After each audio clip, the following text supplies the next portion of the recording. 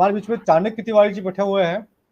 चाणक्य तिवारी जी, आप बताइए, क्या इंसान या कोई यान जो है वो धरती के वायुमंडल को छोड़ करके स्पेस, अंतरिक्ष में जा सकता है? जी जी, स्पेस सबसे पहले जैसे हमने बात करी कि भाई स्पेस में मतलब रॉकेट उड़ सकता है, नहीं उड़ सकता, ये सारी चीज़ें हमने बात करी। लेकिन मेरे अनुसार सबसे पहले हमें ये बात करनी चाहिए कि भाई आउटर स्पेस क्या एग्ज़िस्ट कर सकता है कि नहीं कर सकता है? यानी कि इनकी जो आउटर स्पेस की जो कहानी है, क्या वो वास्तव में साइंटिफिकली पॉसिबल है या नहीं है? तो अगर वो चीज़ हम पहले ही सिद्ध कर दें कि साइंटिफिकली पॉसिबल है ही नहीं, तो इसमें क्या हो रहा है, इसमें रॉकेट जा रहा है, उसके बाद उसमें ये सैटेलाइट घूम रहा है, वो सब ऑटोमेटिकली इनका मतलब गलत सिद्ध हो जाता है। तो डॉक्टर साहब अगर आप वो वाली एक पीडीएफ अगर लगा दें तो उसके माध्यम से मैं दर्शकों को समझा देता हूँ कि ये चीज़ किस प्रकार से ये स्पेस ये साइंटिफिकली ये वाली है, पॉसिबल है। इसकी बात कर रहे हैं? जी, जी। जी, हाँ पहले पन्ने से सेकंड वाली भी लगा हाँ सकते हैं, वैसे दोनों हाँ, ही चलिए इसको समझानी है। एक बार इसको कर लीजिए, फिर चलते हैं। जी, जी। जी, जी। तो ये जो जितनी भी डेफिनेशन इस स्लाइड में आप देखेंगे ये हमने नासा से उठाई हैं। यानी कि हम नहीं बोल रहे, खुद नासा बोल रहा है। ठीक है? तो इसमें आप देख सकते हैं अगर हम पूछते हैं नासा से कि भाई स्पेस क्या है, तो नासा बोलता है कि भाई नासा सीधी सी डेफिनेशन देता है स्पेस की, रीजन बियॉन्ड अर्थ एटमॉस्फेयर। यानी कि अर्थ का जो एटमॉस्फेयर है उसके बियॉन्ड जो कुछ भी है वो स्पेस है। ठीक है? अब हमें अगर पता करना है कि भाई ये स्पेस कहाँ से चालू होता है, तो हमें ये पता करना पड़ेगा कि रीजन ऑफ अर्थ एटमॉस्फेयर कहाँ पे खत्म होता है। आप अगला स्लाइड, अगला वो ला सकते हैं। हाँ, तो how to find the starting height of space, मतलब स्पेस कहाँ से स्टार्ट हो रहा है हम कैसे पता लगाएं? तो उसके लिए हमें ये पता करना पड़ेगा, to find the starting height of space we must find out the maximum height of the region of the earth atmosphere.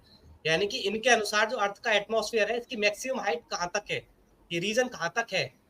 तो उनकी डेफिनेशन के अनुसार उसके आगे जो कुछ भी होगा वहां से स्पेस चालू होना चाहिए। ठीक है जी, अगले पे आप कर सकते हैं, अगला पे। तो नासा के अकॉर्डिंग जो अर्थ एटमॉस्फेयर है इसमें 5 लेयर हैं, जिसमें कि जो सबसे सबसे ऊंची हाइट वाली लेयर है वो है एग्जोस्फेयर। तो इसका मतलब ये है कि maximum height of earth atmosphere क्या मानी जाएगी, जो कि जो मैक्सिमम लेयर है यानी कि सबसे बाहर की जो लेयर है उसकी जो हाइट है, उसकी जो रेंज है। तो सबसे आखिरी वाली जो लेयर है वो है एग्जोस्फेयर। तो उसकी जो लिमिट होगी, यानी कि वो एग्जोस्फेयर जहाँ पे खत्म होना चाहिए, तो हम कह सकते हैं भाई इनकी डेफिनेशन के अकॉर्डिंग वहां से जो है स्पेस चालू होना चाहिए। जी, आप अगला कर सकते हैं। तो maximum height of earth atmosphere is equal to the maximum height of the last layer of the earth atmosphere. ठीक है? तो ये मतलब नासा से हम उठा रहे हैं, नासा खुद बोलता है, ये आप देख सकते हैं स्क्रीनशॉट, नासा की वेबसाइट से लिया गया है कि एग्जोस्फेयर जो है वो 700 से 10,000 किलोमीटर तक इसकी रेंज जाती है। यानी कि एग्जोस्फेयर की जो मैक्सिमम हाइट है नासा के अनुसार 10,000 किलोमीटर है। तो अगला आप कर सकते हैं, अगला पेज। तो कंक्लूजन क्या निकाला हमने, क्या कंक्लूजन निकाला? अब ये कंक्लूजन हमने नासा का जो डाटा है उसी से निकाला है कंक्लूजन। क्या कंक्लूजन निकाला? The region of earth atmosphere ends at a height of 10,000 kilometre. ठीक है? Which means region beyond earth atmosphere. क्योंकि स्पेस ही क्या था, स्पेस की क्या बताया था इन्होंने, स्पेस की परिभाषा, स्पेस की परिभाषा इन्होंने बताई थी रीजन बियॉन्ड अर्थ एटमॉस्फेयर, वहां से स्पेस चालू होता है। तो यानी कि कहाँ पे खत्म होता है वो 10,000 किलोमीटर पे, यानी कि स्पेस 10,000 किलोमीटर से आगे से चालू होना चाहिए। ठीक है? अब हम देखते हैं कि साहब नासा क्या कहता है कि स्पेस कहाँ से चालू होता है। तो नासा ये कहता है साहब, आप पढ़ सकते हैं या आप देख सकते हैं, where does space begin, for purposes of space flight some would say that Karman's line currently defined as an altitude of 100 kilometre. यानी कि नासा बोल रहा है कि साहब नहीं साहब, स्पेस तो 100 किलोमीटर पे चालू होता है। आप अगला स्लाइड कर सकते हैं, जी, कारमन्स लाइन वो डिफाइन करता है। हाँ जी हाँ, हाँ। अब इससे इनका मतलब पाखंड बिल्कुल सीधा-सीधा सिद्ध हो जाता है, क्योंकि हमने जो कंक्लूज़न निकाला था नासा के डाटा से, वो निकाला था कि भई 10,000 किलोमीटर से स्पेस स्टार्ट होना चाहिए। ये हमने पूरा मैथमेटिकली वो जो है निष्कर्ष निकाला। लेकिन दूसरी तरफ ये कह रहे हैं कि साहब ये नई स्पेस तो साहब काल्मन लाइन से स्टार्ट होता है, जो कि 100 किलोमीटर है। तो इनकी आपस में दोनों बातें मैच नहीं कर रही। इसका मतलब ये कहीं न कहीं झूठ बोल रहे हैं, इनका झूठ पकड़ा गया। तो इससे सिद्ध होता है कि भाई ये नासा झूठ बोल रहा है स्पेस के संदर्भ में। बहुत अच्छी बात बताई आपने, बहुत ही अच्छा, जी। फर्स्ट क्लास आपने इसको प्रॉपरली तरीके से समझा दिया है। अब मैं आपके सामने एक नया एक स्लाइड के सामने एक वीडियो में लेके आ रहा हूँ। हमारे बीच में चाणक्य जी हैं। चाणक्य जी इस वीडियो को थोड़ा सा एक्सप्लेन करेंगे, क्या वीडियो है ये? जी जी, ये वीडियो है साहब इनका इंटरनेशनल स्पेस स्टेशन का। तो अच्छा। इसमें से मतलब इसमें बहुत बार ऐसा होता है कि भाई इसमें ग्लिचेस पाए जाते हैं, ठीक है, हम्म, कभी ग्रीन स्क्रीन फेल हो जाता है, कभी कुछ हो जाता है। लेकिन ये जो वीडियो आपको स्क्रीन पे दिख रहा है, इसमें हम्म, क्या है, दोबारा से अगर आप चलाएंगे तो आप देख सकते हैं, ये जो एस्ट्रोनॉट है, इन्हें हम्म, लोग मतलब एस्ट्रोनॉट बोलते हैं, लेकिन इनका असली नाम होना चाहिए एक्ट्रोनॉट। तो इसका हाँ हाँ तार जो है आप देख सकते हैं, इसके माइक का जो तार है, हाँ हाँ, आप देख सकते हैं इसका माइक का जो तार है वो वायर में अटक जाता है, फिर वो निकालती है उसे दोबारा जी से। जी, ये देखिए दिखा रहे हैं। अभी स्क्रीन पे चलेगा, आप देख सकते हैं। ये देखिए,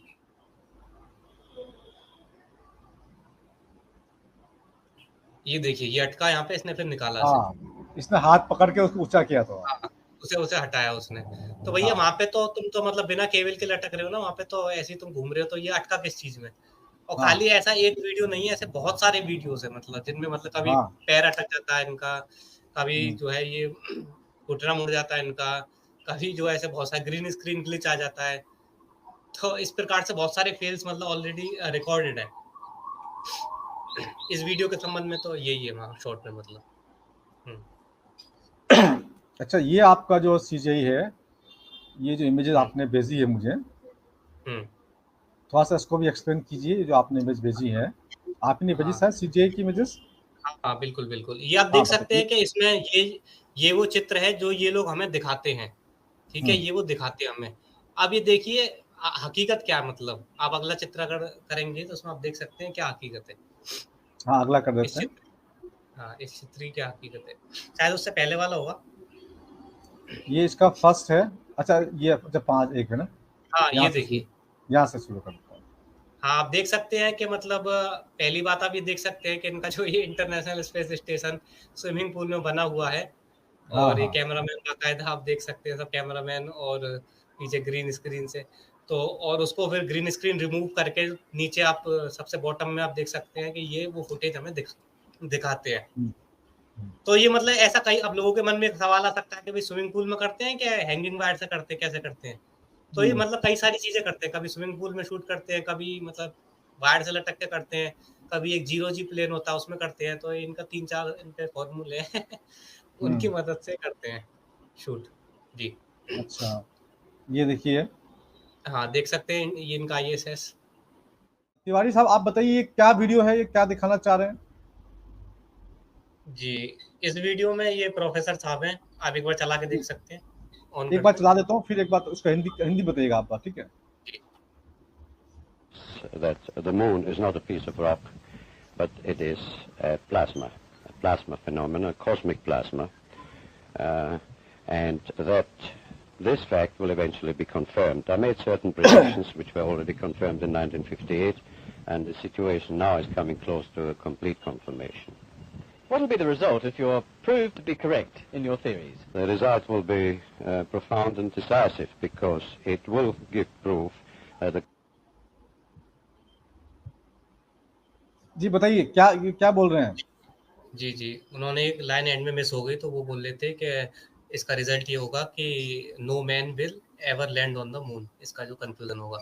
तो ये बता रहे हैं कि साहब जो मून है वो कोई ऐसा रॉक, कोई चट्टान का पीस नहीं है, और वो एक प्लाज़्मा फिनोमेना है। ये प्रोफ़ेसर साहब ऐसा बता रहे हैं, और वो ये बता रहे हैं कि साहब इनकी पास्ट में डिस्कवरीज़ हुई हैं, वो मतलब ट्रू भी हो चुकी हैं, और ये मतलब इवेंचुअली ये आने वाले टाइम में लोगों को ये जब बात पता लग जाएगी, तो मून ऐसा कोई मतलब रॉक नहीं है, ये इनका कहने का मतलब। तिवारी साहब आप एक बात बताइए कि ये जो भारत के साइंटिस्ट और वैज्ञानिकों की जो लगातार हत्याएं हो रही है, ये जो मारे जाते हैं, ये कौन साइंटिस्ट है जिनको मारा जाता है? क्योंकि जो बड़े बड़े नाम है उनको तो कुछ होता नहीं है ना? आप देख रहे हैं ये सोमनाथ जी, क्या नाम है इनका, क्या नाम है इनका, सोमनाथ नाम है जो अभी साइंटिस्ट इसरो के प्रमुख है। जी, तो ये कौन कौन लोग मारे जा रहे हैं, कितनी संख्या में, क्या थोड़ा सा आप इस पर रोशनी डालिए। मतलब जो भी लोग इन जिनको पता लग जाता है, और वो मतलब उन्हें ऐसी आशंका हो जाती है कि भाई ये मतलब उछल-कूद मचाना चालू कर सकते हैं। भाई सोमनाथ जी को तो नहीं मारेंगे, क्योंकि वो तो षड्यंत्र का, जो व्यक्ति षड्यंत्र का हिस्सा है उसको आदमी क्यों मारेगा? तो जो चीफ वगैरह रहते हैं इसरो के, तो षड्यंत्र के हिस्से रहते हैं। तो जो बड़े-बड़े स्तर पे जो साइंटिस्ट रहते हैं, ये तो मतलब गेम के हिस्सा है, तो इन्हें तो कोई नहीं मारेगा।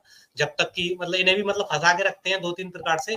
एक तो पैसे-वैसे, जब तक पैसे ऐसे चल रहा है, उसके बाद पर्सनल डिटेल्स वगैरह सब रख के और सारी चीज़ें। तो हर तरह से मतलब फँसा के रखते हैं टॉप के लोगों को भी। और बाकी जो लोग हैं, जो मारे जाते हैं, वो वाले लोग हैं जो कि मतलब विद्रोह कर देते हैं या जिक्र कर देते हैं, या मतलब अपने आस-पास मतलब से जो उनके लोगों में शिकायत ज़्यादा पहुँच जाती है कि भई इधर-उधर ये बातें बता रहा है। क्योंकि मतलब वो बता भी रहा होगा तो न्यूज़ चैनल पे तो नहीं आएगा वो। लेकिन इस प्रकार की जब उन्हें आशंका हो जाती है कि भई ये खतरा हो सकता है, तो ऐसे लोगों को गायब करने की संभावना ज़्यादा बढ़ जाती है। और बात रही कि भई ये गायब करवाते हैं कि नहीं करवाते, तो इसके संबंध में मतलब बहुत सारे न्यूज़ आर्टिकल्स हैं जिसमें बाकायदा बताया गया है कि कितने वैज्ञानिक गिनती के साथ मतलब गायब हुए हैं पिछले 15 साल में।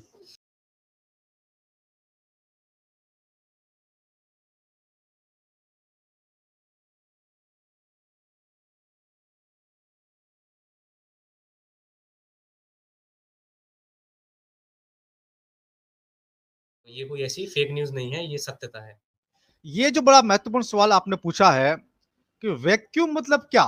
जैसे एक बल्ब होता है, बल्ब जो आजकल तो बल्ब बंद कर दिए साले वैक्यूम बल्ब, उसमें वैक्यूम होता है। वो चारों तरफ से कवर होता है, तो जो स्पेस अगर वैक्यूम है, तो क्या कोई चारों तरफ से कवर्ड वैक्यूम है? या उसमें कोई जो वैक्यूम जो कहते हैं वो इतना वैक्यूम नहीं है, 100% नहीं है, थोड़ा बहुत पार्टिकल्स उसके अंदर है। जैसा भी है, अगर स्पेस वैक्यूम है, तो उस वैक्यूम को कैसे तोड़ा जा सकता है? चाणक्य तिवारी जी, जी बताइए, इस सवाल का जवाब आप दीजिए कि वैक्यूम को कैसे तोड़ा जा सकता है? जी, तो इसका हेडिंग है कि why space is scientifically impossible, मतलब जी। स्पेस जो इनका स्पेस है वो साइंटिफिकली इम्पॉसिबल क्यों है? हुँ, जी, अगला आप कर सकते हैं, अगला पेज। नेक्स्ट देखिए जी। हुँ। तो इसमें आप देख सकते हैं कि भई आउटर स्पेस का वैक्यूम, ये लोग ऐसा बोलते हैं कि क्लोज़ेस्ट जो आउटर स्पेस है, इसे आप क्लोज़ेस्ट एप्रोक्सिमेशन मान सकते हो परफेक्ट वैक्यूम का। मतलब इसे आप जी, परफेक्ट वैक्यूम मान सकते हो, बहुत अच्छा खासा, बहुत तगड़ा वैक्यूम है, जो आउटर स्पेस है। नियरली हुँ, क्लोज़ेस्ट एप्रोक्सिमेशन है परफेक्ट वैक्यूम का। जी, हुँ, अगला। नेक्स्ट। जी। हाँ, अब इसमें हमें ये देखना पड़ेगा कि भई वैक्यूम बनाने के लिए नेसेसरी कंडीशन क्या है? तो आप ये देख हुँ, सकते हैं, कभी भी आपको वैक्यूम बनाना है, कहीं पर भी वैक्यूम बनाना है, तो आपको ऐसा क्लोज़्ड एक कंटेनर चाहिए। उसी में से तो आप वैक्यूम का मतलब क्या होता है कि भाई आपने हवा उसमें से खींच ली। मतलब आप हुँ, जो भी उसके अंदर एयर थी वो आपने उसमें सक आउट कर ली, खींच ली। तो हुँ, किसमें से खींचोगे? जो कोई क्लोज़्ड कंटेनर होगा उसमें से ही तो खींचोगे। तो हुँ, उसके लिए नेसेसरी कंडीशन है वैक्यूम के लिए, ऐसा आपको एक क्लोज़्ड कंटेनर चाहिए ही चाहिए। एक हुँ, फिजिकल बाउंड्री चाहिए ही चाहिए, बिना उसके आप हुँ, वैक्यूम नहीं बना सकते।